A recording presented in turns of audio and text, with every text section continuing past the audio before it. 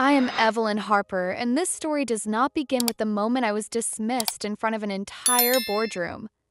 Nor does it begin with the golden pen, the commemorative gift marking my 25 years at Zenith Enterprises, resting in my hand, heavy with the weight of a legacy I thought was mine to protect. No, the story truly begins 72 hours earlier, with a midnight phone call that shattered the fragile calm of my life. On the other end was the low, steady voice of the company's founder, a man whose words had always carried both authority and warning. That night, his tone struck something deeper, a pulse of dread that told me a storm was already gathering. To understand how I, a woman who had devoted her entire career to Zenith, came to stand before a board of directors staring at me with a mixture of pity and disbelief, you need to know about that golden pen, about the call that split my world in two, and about the arrogance of a newly minted CEO who mistook bravado for strength. His pride did not merely threaten my place in the company, it was the very shovel with which he dug his own grave. If you're still listening, we want to sincerely thank you for spending your time with us. Truly means a lot. We'd love to know, where in the world are you watching from? Drop your country in the comments and let's see how far this message has reached. If you haven't subscribed to the channel yet, I highly recommend doing it now so you won't miss any of our upcoming stories.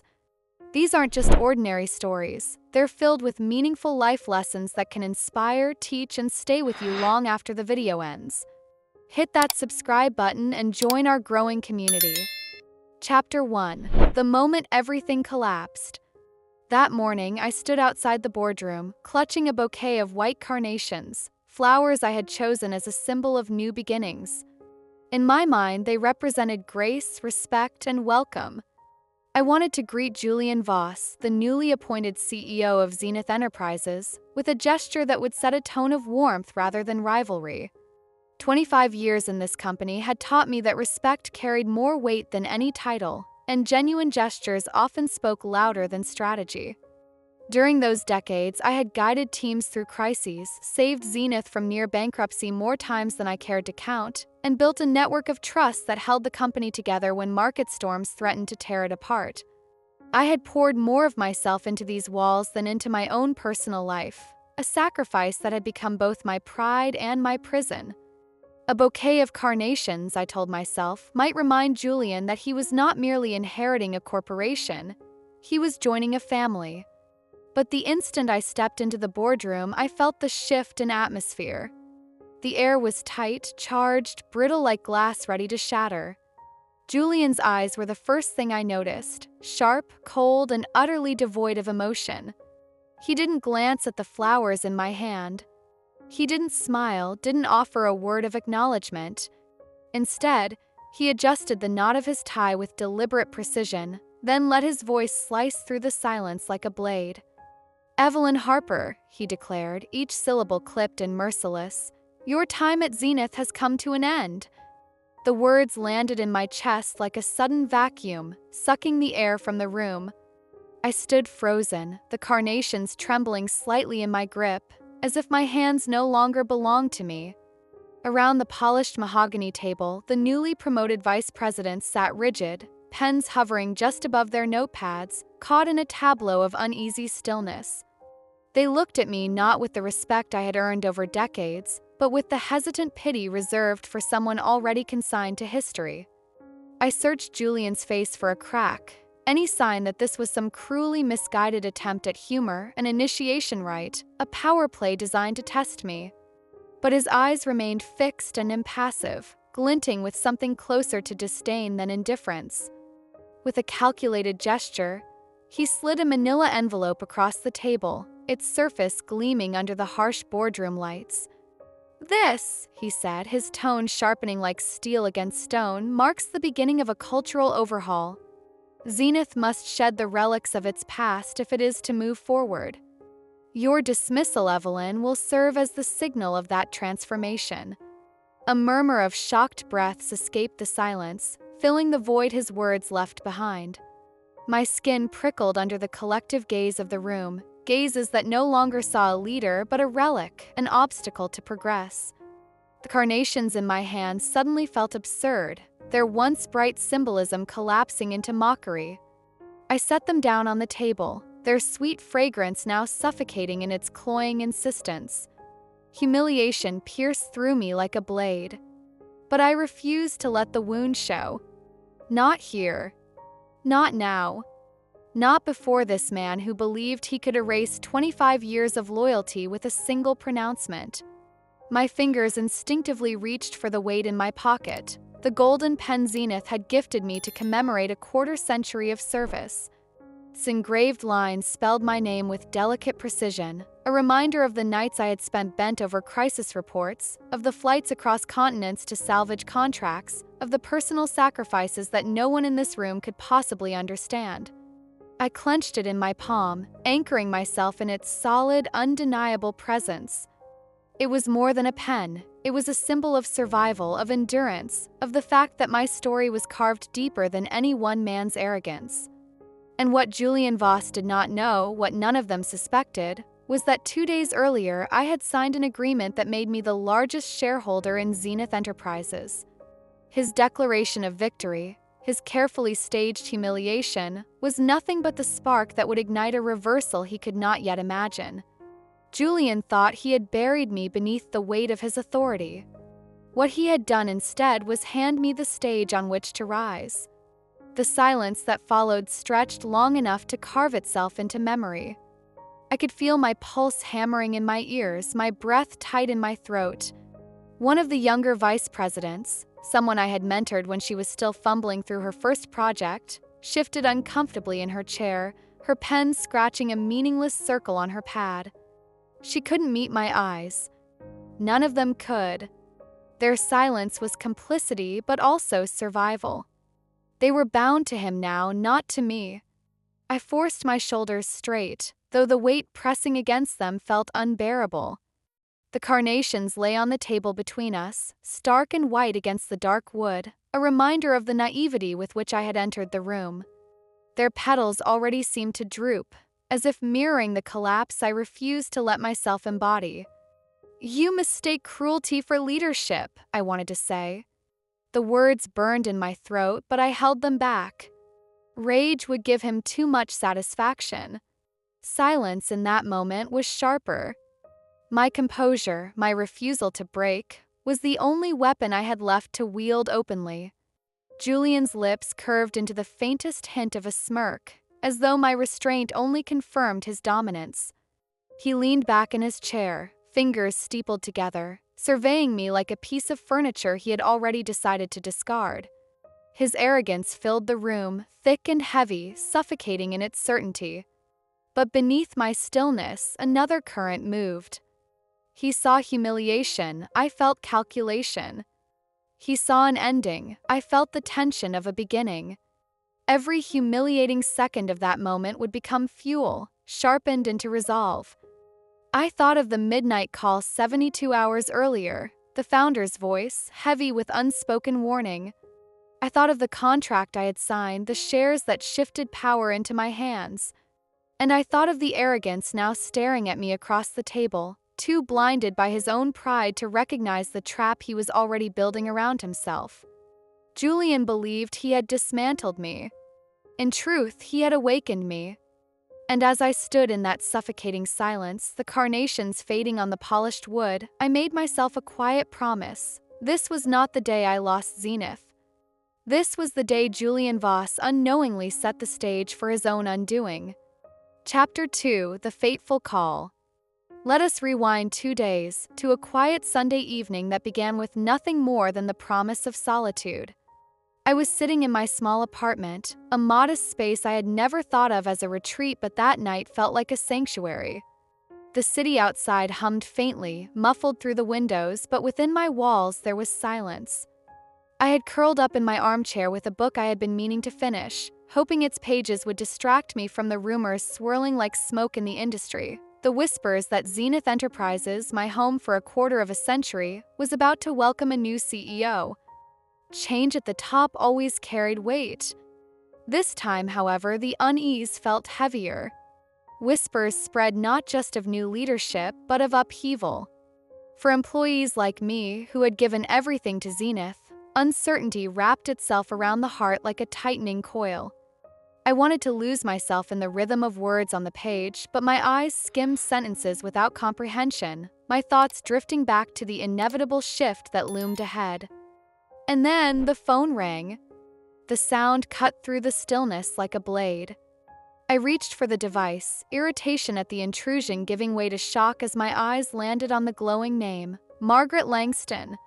For a moment, I simply stared at the screen, my breath suspended.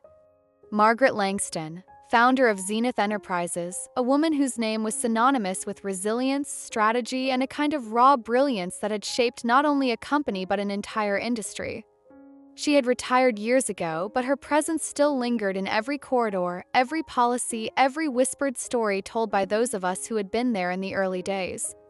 Margaret wasn't just history, she was myth.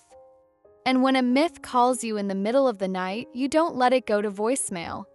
I pressed accept. "Evelyn," she said. Her voice was lower now, aged by time, but it still carried the same crisp authority I remembered from shareholder meetings and crisis briefings. Every syllable sounded deliberate, weighed, and sharpened before it was released. "I need to see you. Immediately." There was no explanation. There didn't need to be. Margaret Langston never asked, she commanded. 30 minutes later, I found myself in her study, a room that smelled faintly of oak and old books, steeped in a kind of permanence that no renovation could erase. The space was warm yet formidable, much like its occupant. Margaret sat behind a vast wooden desk, her posture straight despite her years, her eyes as piercing as they had been when she had guided Zenith through its darkest hours. On the desk lay a neat stack of papers, organized with the kind of meticulous precision that defined her. She gestured toward them, her gaze never leaving mine. "I have made a decision," she said, her tone steady, measured.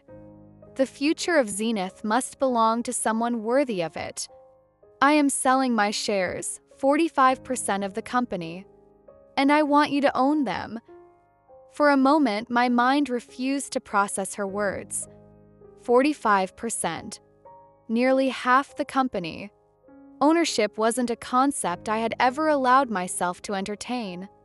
I had spent my career patching leaks, negotiating impossible contracts, rallying employees through storms, and keeping Zenith alive when collapse loomed. But ownership? That had always belonged to others. The founders, the investors, the faceless entities who sat in their glass towers while I shouldered the day-to-day survival of the enterprise.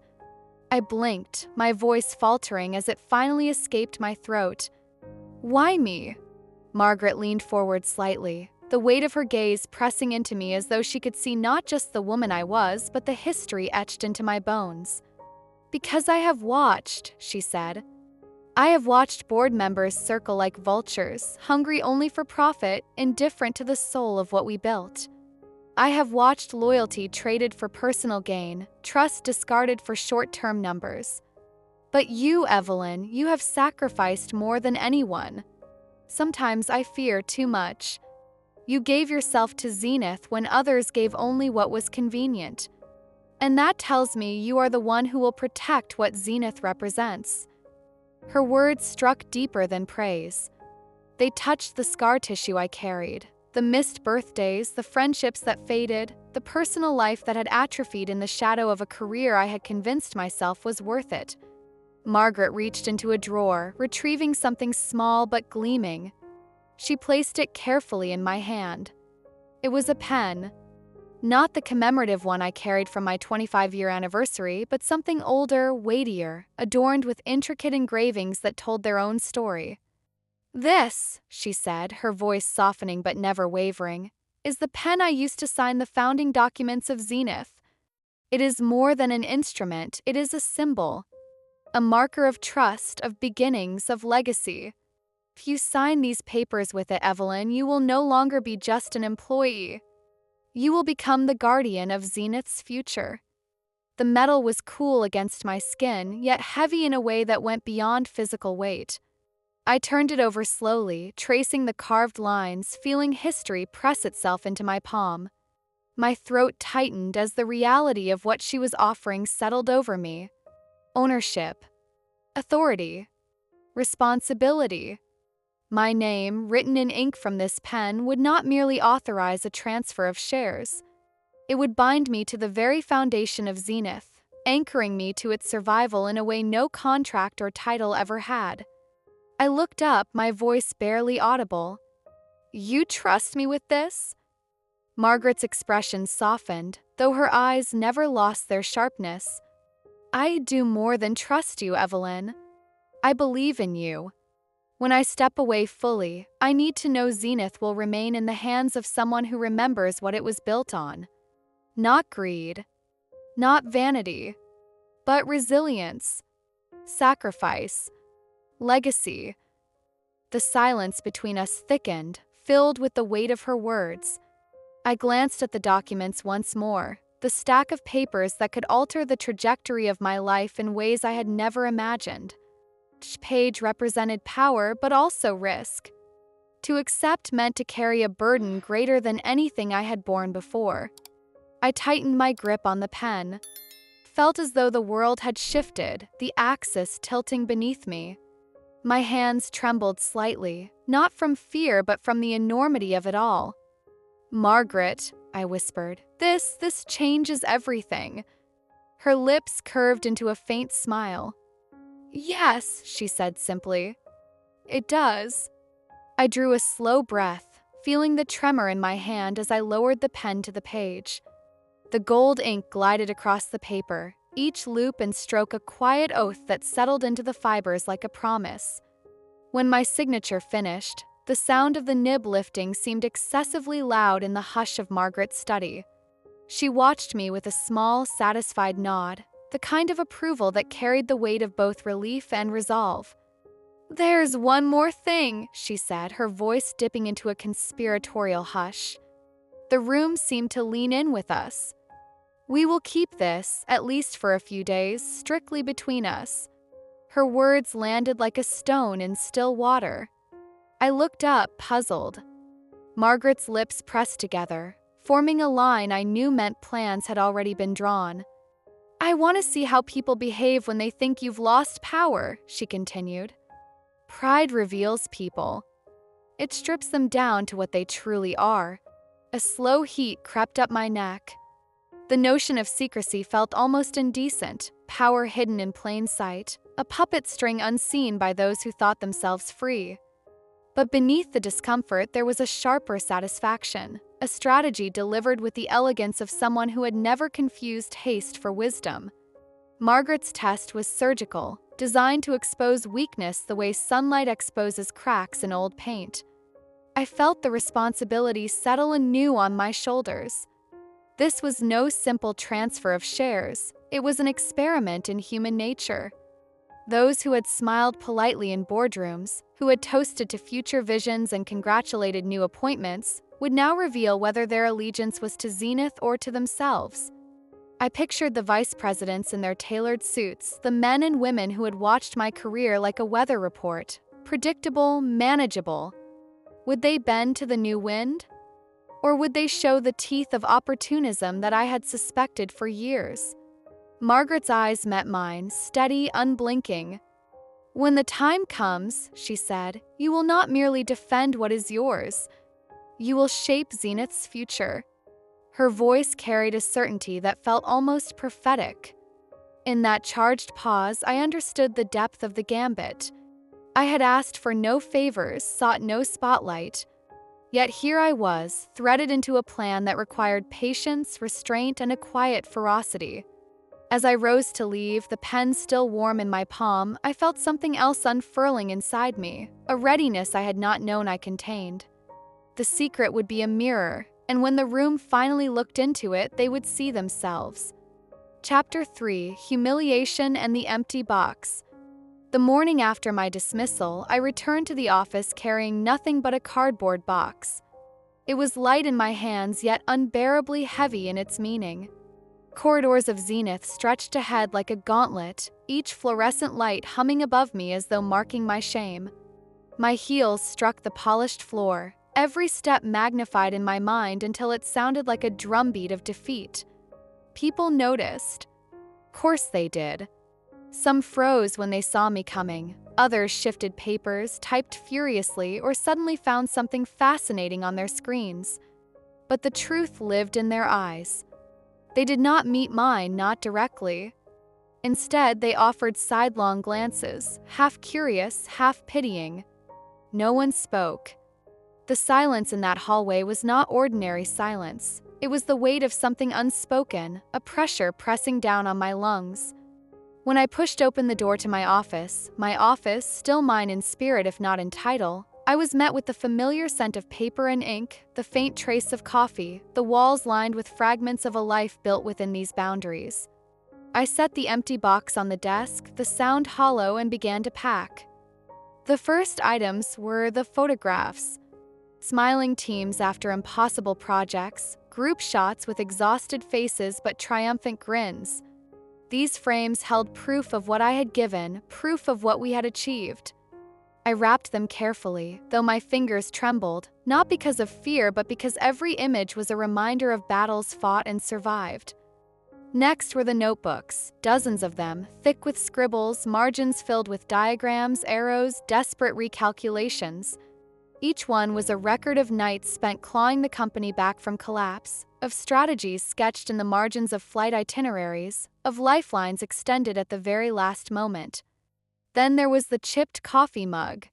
It looked ordinary, almost pitiful. But it had been with me through the darkest nights, when exhaustion blurred the edges of my vision, when caffeine was less a stimulant than a companion. I placed it gently in the box, treating it with the reverence others might reserve for crystal. Through it all, the golden pen stayed in the breast pocket of my jacket. My fingers brushed against it as I moved, each touch a pulse of defiance. They thought I was leaving as a discarded employee. They did not know I was leaving as Zenith's largest shareholder. That pen was not merely a reminder of my past, it was a weapon for my future. As I folded the coat draped over my chair, the memories came unbidden. They hit harder than Julian's cold dismissal. Airports at midnight, where I slept on plastic chairs while waiting for the first flight to a city where a contract teetered on the edge of collapse. Dawn phone calls to factories across the globe, scrambling to reroute supply chains when disaster had struck. And then the memory that never failed to sting, the day my mother died. I had been in the office that day. A hurricane had crippled the port, severing our logistics. I was on the phone with 3 continents at once, orchestrating what felt like a symphony of chaos. My sister had called, her voice breaking. "She's fading. You need to come now." And I had said, "I can't. Not yet. Zenith needs me." By the time I allowed myself to leave, it was too late. That choice had carved itself into me like a scar no one else could see. The world looked at me and saw discipline, sacrifice, leadership. But beneath it all was a wound that would never heal, a whisper I carried into every decision. "You failed her." I placed the coat gently in the box, as if it too bore the weight of my regrets. The silence of the office was pierced by a soft buzz. My phone, face down on the desk, vibrated once, then again.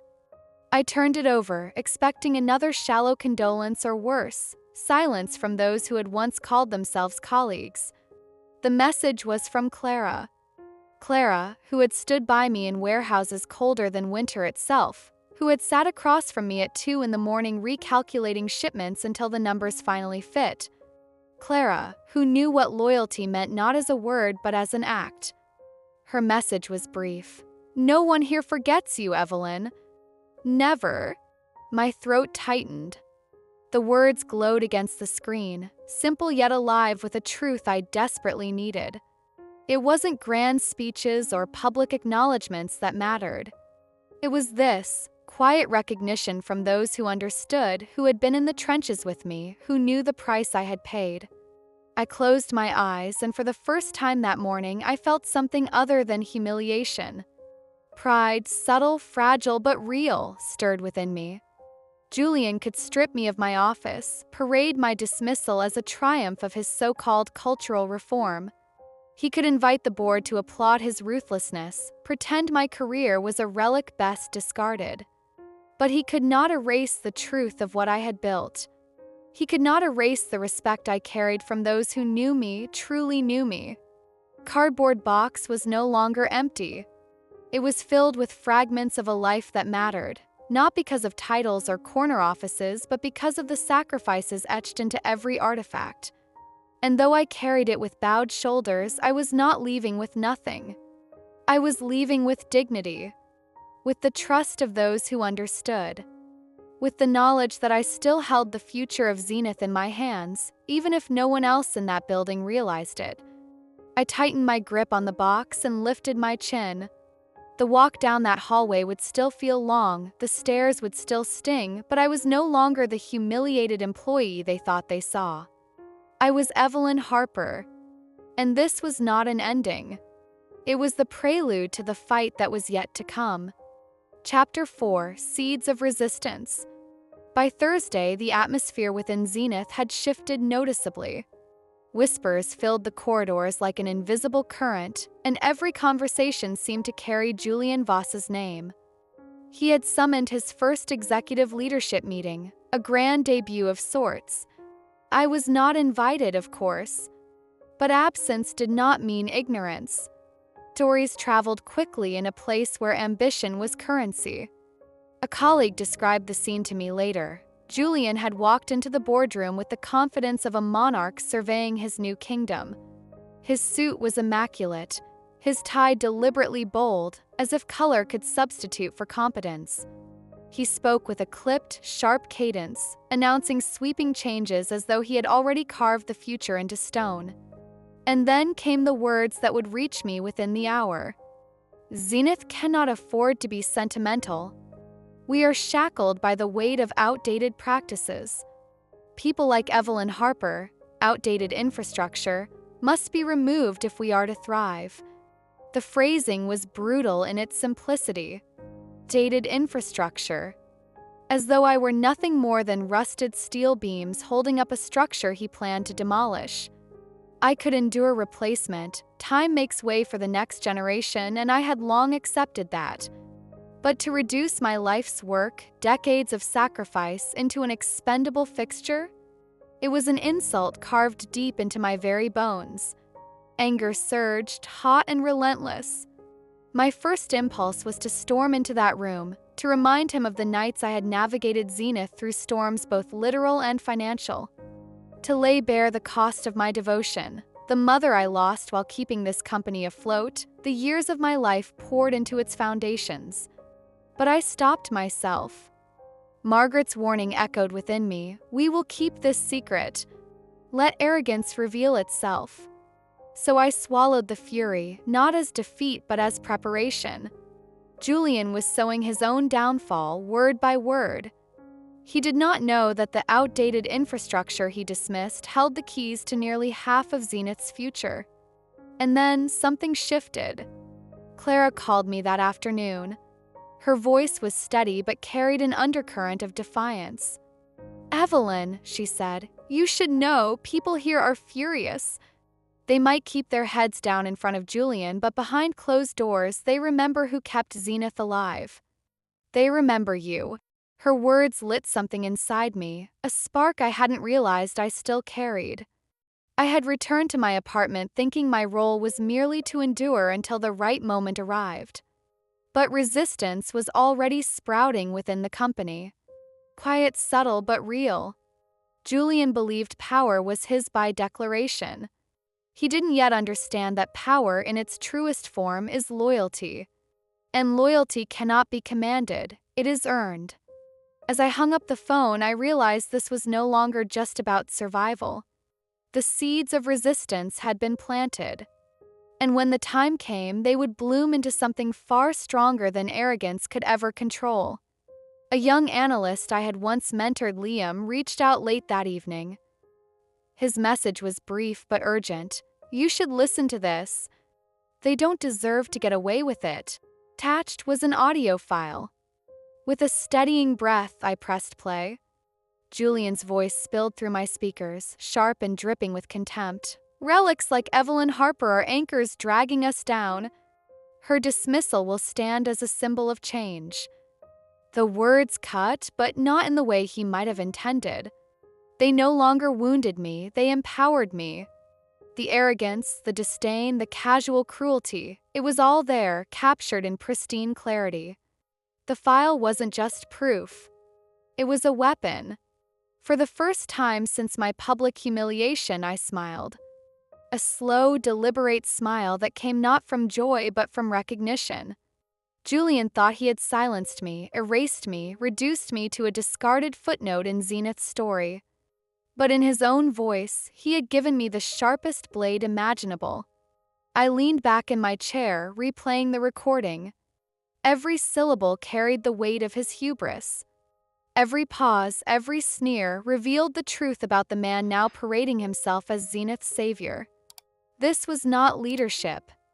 This was vanity dressed in a tailored suit. My fingers traced the edge of the golden pen still resting on my desk. Margaret's gift, the symbol of trust, now felt heavier, charged with new purpose. Pen was for creation, for signing futures into being.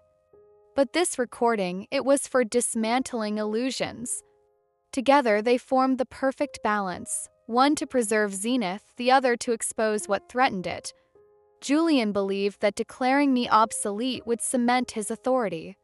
Instead, he had carved his own epitaph. And when the time came, his own words, arrogant, unguarded, damning, would be the chisel. For now, I tucked the file safely away. Timing was everything. Margaret had told me to wait, to let the mask slip. And I would. But the storm was no longer just looming, it was gathering strength inside me. Julian thought he had ended my story. He had no idea he had just written its next chapter. Chapter 5, The Boardroom Meeting. Friday morning arrived with a tension that seemed to thicken the very air inside Zenith's headquarters. The boardroom, lined with polished oak panels and chandeliers that glimmered like fragments of power itself, was filled with the quiet rustle of papers, the muted clink of water glasses, and the unspoken weight of expectation. The far end of the long mahogany table sat a single, unoccupied chair. A small brass plaque in front of it read in bold, gleaming letters, "Reserved for the largest shareholder." Every pair of eyes in the room had been drawn to it at least once, flickering with curiosity, anxiety, or calculation. Yet no one knew whose presence would soon fill that seat. Julian Voss, standing confidently at the head of the table, radiated the kind of bravado that only came from ignorance or arrogance. His suit was flawless, his tie perfectly knotted, his jaw set in what he clearly thought was an image of authority.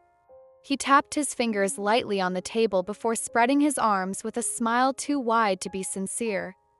"The future of Zenith," he declared, voice booming, "is clear. Our new major shareholder has expressed their complete support of my vision. Their absence here today is simply a formality, a technicality in the process. What matters is this: they back me 100%. Murmurs rippled through the board, though no one dared to challenge him directly. For years, these directors had learned to survive by aligning themselves with the loudest voice in the room. But even among them, unease was beginning to stir. From just outside the frosted glass doors, I stood silently, listening. My hand tightened around the golden pen resting in my palm. The metal was warm against my skin, pulsing like a living reminder of Margaret's faith in me, of the legacy I now carried. Through the muffled barrier, Julian's voice still cut sharp and smug. "We will cut what no longer serves us. We will strip away the inefficiencies, the sentimental anchors of the past. Zenith will move faster, strike harder, and outpace every competitor." My heart pounded, but not with fear. With clarity. With purpose. Then the balance shifted. A secretary hurried into the room, clutching a leather folder with both hands. Her eyes darted nervously as she leaned close to Julian and whispered something inaudible to the others. She slid the folder onto the table before him, the papers inside crisp, freshly printed. "H here, sir," she stammered. "The ownership records, updated this morning." For the briefest moment, Julian froze. His posture stiffened. His smile faltered. His eyes flicked rapidly across the pages as if searching for a line that might rescue him. The room caught the hesitation. His pause was a fracture in the mask of control. He looked up, forcing his grin back into place, but the charm rang hollow now. "As I was saying," he continued, his tone louder, strained, "the largest shareholder supports my leadership entirely. You need not concern yourselves with the details. I assure you, Zenith's direction is firm, decisive, and under control." But the directors were no longer convinced. Their eyes, sharp and seasoned from years of navigating corporate storms, had already noticed the slip. Whispers fluttered like moths along the table. A single truth hung in the air: something was wrong. I exhaled slowly, adjusting the lapel of my blazer. Time had come. With deliberate steps, I pushed open the heavy doors. The hinges groaned softly, drawing every head toward me. The room fell into silence so complete that I could hear the echo of my heels against the marble floor. I walked toward the empty chair, my gaze level, my expression calm. The bouquet of carnations was gone, the naive gesture of goodwill abandoned. In its place, I carried only the golden pen and the quiet storm building inside me. Gasps rippled around the table. A few directors straightened in their seats, eyes widening in recognition. Others exchanged puzzled glances, uncertain how to interpret my presence. Julian's face drained of color, then flushed crimson. His jaw clenched, his composure unraveling in real time. "Evelyn Harper," he spat, attempting a sneer but failing to disguise the quiver in his voice. "You don't belong here. This meeting is for the board and the shareholder who—" I placed the golden pen gently on the plaque before the empty chair. The engraved brass glinted beneath the chandelier's light. Then, without rushing, I lowered myself into the seat marked, reserved for the largest shareholder. The silence cracked into chaos. Voices rose, questions erupted, the room surged with disbelief. I let them buzz for a moment before speaking, my voice calm but resonant, carrying through the storm of murmurs. "Good morning," I said evenly. "Allow me to introduce myself, not as Zenith's former executive, not as its discarded past, but as the owner of 45% of this company's shares. By all legal definitions, that makes me the largest shareholder in this room." The effect was electric. Several directors leaned back, stunned. Others immediately shifted their expressions, recalibrating their loyalties as if a switch had been flipped. Julian's mask shattered completely.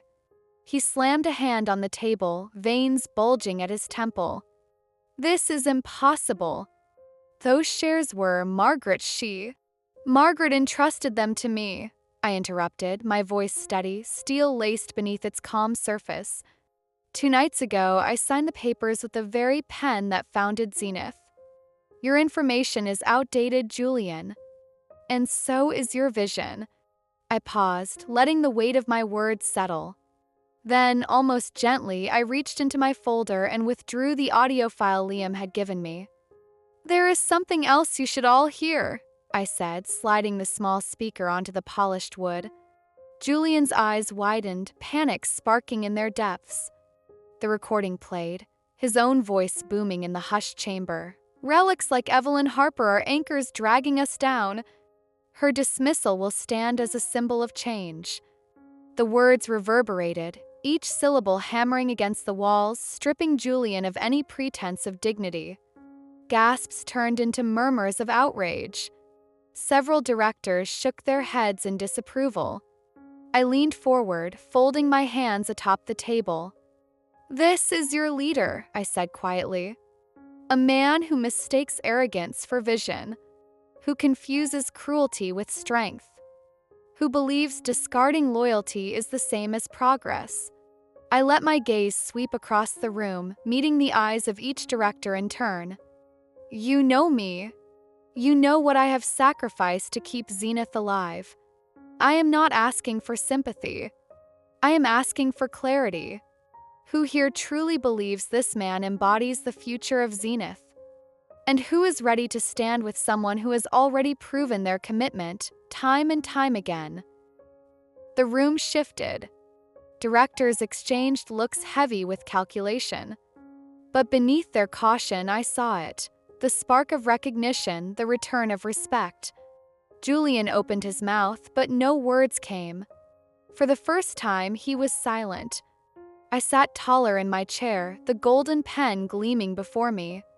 The battle was no longer about my dismissal. It was about Zenith's soul. And in that moment, I knew the tide had turned. It was time. I pushed the doors open with deliberate force, the polished brass handles cold against my palms. The sound of my heels striking the marble floor echoed like the steady beat of a war drum. Each step carried the weight of 25 years, each step a reminder that I was not walking into exile but into reclamation. The boardroom froze. Conversations cut short. Pens hovered midair. Even the faint hum of the overhead lights seemed to recede into silence. At the head of the table, Julian stiffened, his confidence shattering in a single heartbeat. His eyes widened, not with rage but with fear, the kind that cracks through arrogance when reality shifts beneath it. For one fleeting moment, I saw the boy behind the title, the pretender clutching at power he could not hold.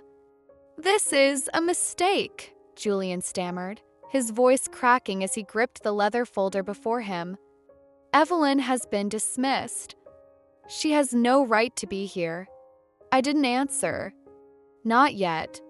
Instead, I stood still, letting my silence spread like wildfire through the room. Power, I had learned long ago, was not always in words. It was in presence, in the refusal to justify your existence. The directors stirred uneasily. Their whispers filled the void, sharp and speculative. They sensed the shift. They could smell it. Authority was no longer where Julian had claimed it to be. I walked slowly toward the chair at the far end of the table, the one reserved for the largest shareholder. I did not sit. Not yet. Instead, I placed the golden pen on the gleaming surface of the mahogany table. Under the chandelier, it glowed, a beacon of legitimacy, of history, of ownership. The message was clear. I didn't need to argue. Pen spoke for me. Finally, I broke the silence. My voice was calm, measured, but laced with steel. I do not accept the decision to terminate me. The air fractured. Gasps cut through the silence. Papers rustled as directors leaned forward. Every eye in the room darted between Julian and me, waiting to see who would falter first. Julian slammed his fist onto the table, his composure gone. "You are undermining everything. The board has no obligation to recognize you. You are clinging to—" "Enough," a voice interrupted. It came from Hammond, the eldest director, a man who had been on the board since Zenith weathered its first major crisis. His gray hair and furrowed face bore the marks of a career spent steering companies through storms. His hand rose, steady and deliberate. "I vote for Evelyn." The words hit like a thunderclap. Julian blinked, momentarily stunned. "You what?" Hammond leaned back in his chair, folding his hands across his chest. "I vote for Evelyn Harper to retain her position. Not as a sentimental gesture, not as nostalgia, but because I know the difference between a leader who builds and a man who destroys." Murmurs erupted. A few directors nodded subtly, emboldened by Hammond's declaration. Others shifted nervously, sensing the tide was changing but unwilling to show their cards too soon. I met Hammond's gaze and gave a small nod of gratitude. His support wasn't just symbolic, it was catalytic. Cracked open the facade Julian had tried to hold together. Julian's face twisted with fury. "This is absurd. Evelyn is the past. She represents dead weight, traditions that choke progress. If Zenith is to survive, we must." I cut him off, my tone sharper now, slicing through his theatrics. "Progress is not built on arrogance, Julian. It is built on trust, sacrifice, and vision. You speak of survival as though cutting away loyalty makes us stronger. But survival without integrity is not strength, it is rot. The room went still again, my words settling into the cracks of Julian's collapsing authority. I stepped closer to the table, placing both hands firmly on its surface. You all know me. You've seen me lead through crises you thought would sink this company. You've seen me sacrifice, sometimes more than I should have, for Zenith. I don't need to remind you of my record. What I ask is simple. Ask yourselves who you trust with the future of this company. A man who dismisses experience as relics, or a woman who has proven her loyalty and ability at every turn. Julian's breathing quickened, shallow and angry. He looked around the room, searching for allies, but found only hesitation. The director's eyes avoided his, unwilling to tether themselves to a sinking ship. Don't be deceived, he hissed. She's manipulating you, using theatrics too. Another director, Ms. Patel, cut in sharply. What about the ownership records? Her dark eyes fixed on Julian like a hawk. We all saw the secretary hand you the updated documents. What did they say? Julian froze. His mouth opened, but no sound came. I straightened, my voice steady. They confirm what you already suspect. I am Zenith's largest shareholder. 45%. That chair, I gestured to the plaque, is mine by right. Gasps rippled through the room again, but this time they carried awe. Julian's face drained of color. He sputtered, Margaret, she couldn't have. She did, I said simply. She entrusted Zenith's future to me. And in her wisdom, she gave this company a chance to be more than one man's ego project. I finally lowered myself into the chair marked for the largest shareholder. The golden pen gleamed in front of me like a seal of fate. Julian's voice cracked into desperation. This is treachery. You'll destroy Zenith. You'll drag us back into weakness. But his words fell flat. The directors weren't listening anymore. They were looking at me. And in their eyes, I saw something I hadn't felt in days: respect. Hammond cleared his throat. I second my vote. Evelyn Harper remains a force within this company. I propose we take this to an immediate vote of confidence. The board stirred, the momentum undeniable now. The whispers carried not fear but resolve. One by one, directors raised their hands, not all, but enough to shift the balance unmistakably. Julian stood frozen, trembling with rage, his empire collapsing around him in real time.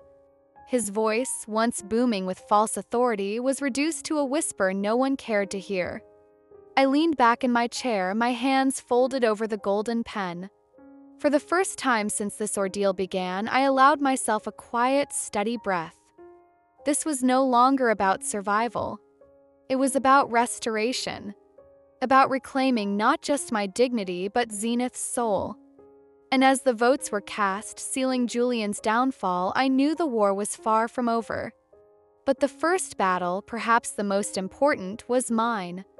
The first nod felt like the spark of a long-awaited fire. Then another head bowed in agreement, and another still. One by one, the director's loyalties slipped from Julian's grasp like sand escaping a clenched fist. His eyes darted across the table, searching desperately for a friendly face, for a single ally willing to rescue him from the abyss. But no one would meet his gaze. The silence spoke louder than any words. His power, once inflated with arrogance and showmanship, was evaporating before him. I drew the golden pen from its case with deliberate calm, letting the weight of the moment rest on every shoulder in the room. The directors leaned forward as I set it down upon the stack of ownership documents. Pen caught the light of the chandelier above, refracting a sharp glint that seemed almost like fire. Margaret Langston gave me this pen, I said, my voice steady, each syllable measured. On the day I became Zenith's largest shareholder, she placed it in my hand and told me that leadership is not about ambition, it's about guardianship. It is about loyalty. It is about willpower strong enough to protect this company through storms and betrayals. I let the pause linger. That is the founder's intent. That is the truth you cannot erase. Julian's face drained of color. He clutched the folder before him as though it could shield him, but it was nothing more than a hollow shell of a lie. With one fluid motion, I lowered the pen to the document and pressed ink to paper. The golden lines carved across the page with the force of a blade cleaving through years of deceit. The sound of the nib scratching against parchment echoed louder than thunder in Julian's ears. When I finished, I lifted my eyes and fixed him with a gaze as unyielding as steel. From this moment forward, you report directly to me. For a second, the room was frozen in suspended time. No one breathed. Power shifted invisibly but undeniably, the axis of Zenith turning away from Julian and back to its rightful course. Then came the sound. Applause. Not the hollow, forced clapping of courtiers before a tyrant, but the genuine, deliberate rhythm of people who had waited too long for justice. It wasn't loud, but it was resolute. It was the sound of truth finding its voice again. Julian sagged into his chair, his body deflating as though the very air of his authority had been punctured. His hand shook, the folder slipping from his grip and falling to the polished table with a dull thud. The mighty reformer, the self-proclaimed visionary, looked suddenly small, merely a man exposed for his vanity. I slipped the golden pen back into my jacket pocket and straightened, allowing myself the smallest smile. It wasn't triumph I felt, it was clarity. Zenith never needed men like Julian, intoxicated by spectacle and desperate for power. What it needed were protectors. People willing to bleed for its survival, who understood that sacrifice was the foundation of every true success. I drew a long breath and spoke again, this time to the whole room. This company is not a stage for egos. It is not a ladder for opportunists to climb. It is a living legacy, built on the sweat of engineers, the resolve of leaders, and the faith of those who came before us. And as long as I hold this position, Zenith will not be a kingdom ruled by fear. It will be a house protected by loyalty. A murmur of assent rippled across the table. Men and women who had sat in silence under Julian's regime now straightened, emboldened. They weren't just following me, they were remembering who they had once been before fear muzzled them. Julian stirred, as if clinging to the last shred of dignity. His lips parted, but no words came. Only a strangled rasp, half fury, half despair. "Mr. Voss," I said evenly, "your tenure of unchecked power ends today. You may remain in this company, but not as its master.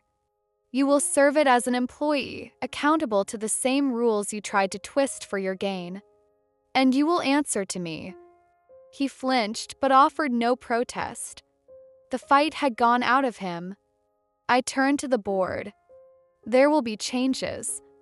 Not the reckless cuts Julian promised, but reforms guided by clarity and respect.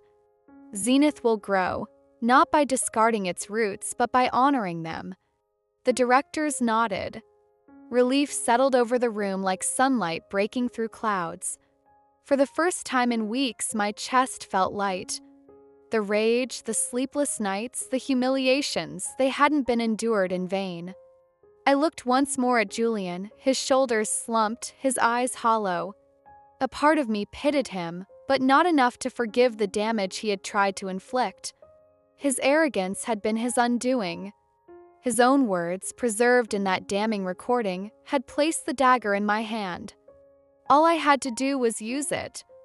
And now I had. The meeting drew to a close, but the echo of applause lingered in my mind. Not as flattery, not as personal glory, but as a promise. Company had chosen its path, and I had chosen mine. As I left the boardroom, the golden pen resting against my heart, I knew this battle was won. But I also knew the war was far from over. Julian would not vanish quietly, and the forces he courted outside these walls might still test me. Yet in that moment, standing at the threshold of the boardroom where justice had been restored, I felt unbreakable. because Zenith had its guardian back. And I, Evelyn Harper, was no longer just the woman they tried to discard. I was the keeper of the legacy. I was the shield. And I would not falter. Conclusion. When I stepped out of the boardroom, I did not feel triumph. There was no intoxication of victory, no smug satisfaction that might tempt a lesser spirit. What I felt was release, a quiet unshackling of chains I had carried for far too long. I had proven that arrogance cannot withstand loyalty, that 25 years of sacrifice cannot be erased by a single declaration. Zenith was mine, not merely on paper, but in every brick, every sleepless night, every difficult choice I had made to keep the company alive when it should have collapsed. And Julian Voss, with his defeated stare and trembling hands, would never forget the moment he realized he had underestimated a woman who carried not a sword, not a crown, but a golden pen. Corridor outside the boardroom was hushed, yet I felt its walls vibrating with unspoken recognition. Employees would soon learn of what had transpired, and rumors would ripple like waves. But for once, the whispers would not be about my dismissal or obsolescence. They would be about a return, about justice. I paused by a tall window overlooking the city. The skyline shimmered with early afternoon light, glass towers catching fire in the sun. For years, I had seen these same towers as monuments to progress, but today they appeared different. They looked fragile, almost transparent, as if reminding me that power, no matter how formidable, was never permanent. Truth is, I did not win because I was invincible. I won because I endured. Because I remembered who I was when others tried to write me off as irrelevant. And standing there, I realized that my story carried lessons, not just for me, but for anyone who has ever been pushed aside, silenced, or underestimated. Lesson 1: Loyalty outlasts arrogance. Julian believed loyalty was weakness. He dismissed it as sentimentality, clinging instead to aggression and spectacle. But loyalty is not fragility. It is the steel thread that binds people and institutions across decades. My loyalty to Zenith became my anchor, gave me strength when humiliation cut deep. And in the end, it was that loyalty, visible in every decision I made, that outlasted his arrogance. If you are ever tempted to believe that selfish ambition is the only way forward, remember this: arrogance builds empires quickly, but loyalty sustains them for generations. Lesson 2: Silence can be a strategy. When Julian mocked me as obsolete infrastructure, every part of me wanted to lash back, to storm into his meeting and confront him. But silence was my weapon. I let his words echo, let him believe he had silenced me while I gathered my strength. Silence is not surrender. It is often the sharpest blade, waiting for the right moment to strike. If you are cornered, don't confuse restraint with weakness. Sometimes the most powerful move is the one you do not make. Yet, Lesson 3: Symbols carry power. The golden pen was not just metal and ink. It was a promise from Margaret Langston, a founder's trust materialized. Every time I touched it, I remembered that I was not disposable, that my presence was part of something larger than myself. When I placed that pen on the boardroom table, it spoke louder than any speech could. In your own life, remember the weight of symbols. Whether it is a ring, a photograph, a handwritten note, these objects remind you of who you are when the world tries to convince you otherwise. Lesson 4: Resilience is built in shadows, not spotlight. People saw me step into the boardroom and reclaim Zenith as though it was sudden, effortless. But they did not see the years in the shadows, years of fighting through exhaustion, of swallowing insults, of carrying burdens no one acknowledged. Resilience is not crafted in the moments of applause, but in the long nights when no one is watching. Do not despise the shadows. They are where your strength is forged. Lesson 5: Victory is not revenge, but restoration. When Julian crumbled before me, I could have felt vindicated. I could have relished his humiliation. But what I felt was relief. Because victory, in its truest form, is not about crushing others. It is about restoring balance, bringing justice, reclaiming what was nearly lost. My triumph was not Julian's defeat. My triumph was Zenith's restoration. So, when life offers you victory, do not squander it on bitterness. Use it to rebuild, to heal, to restore what deserves to live. As I left the building that day, the pen secure in my pocket, I did not look back. Not because I was indifferent, but because I knew the past no longer held me captive. The battles, the betrayals, the sleepless nights, they had all shaped me, but they did not define me. Zenith would move forward. And so would I. The city outside seemed brighter. The streets louder. Even the faces of strangers glowed with a kind of familiarity, as if they too carried battles invisible to the eye. I thought of them, of the countless people who have been dismissed, underestimated, told they were too old, too soft, too irrelevant. My story was theirs in another form. And so, as I walked into the light of a new chapter, I carried not only Zenith's legacy but also the quiet hope that my journey would remind others. You are never truly finished. You are never too small to rise. And sometimes all it takes is a single act, a word, a decision, a signature with a golden pen, to rewrite the narrative others tried to write for you. To everyone listening, reading, or walking their own difficult path, take these lessons with you. Remember them when you are overlooked, when arrogance seems to tower above you, when silence feels unbearable. You are stronger than you think. And your resilience may one day turn the tide in a room that was never meant to welcome you. If my story resonated with you, if you found strength in these lessons, I ask you to share it. Pass it on to someone who might need to hear that loyalty, silence, symbols, resilience, and restoration are not just abstract ideals. They are tools of survival and triumph. Like this story, share it with your friends, and don't forget to subscribe to the channel so more people can join us in uncovering stories of resilience, betrayal, and the quiet victories that change everything. 'Cause stories like these are not just entertainment. They are reminders of what we can endure and who we can become.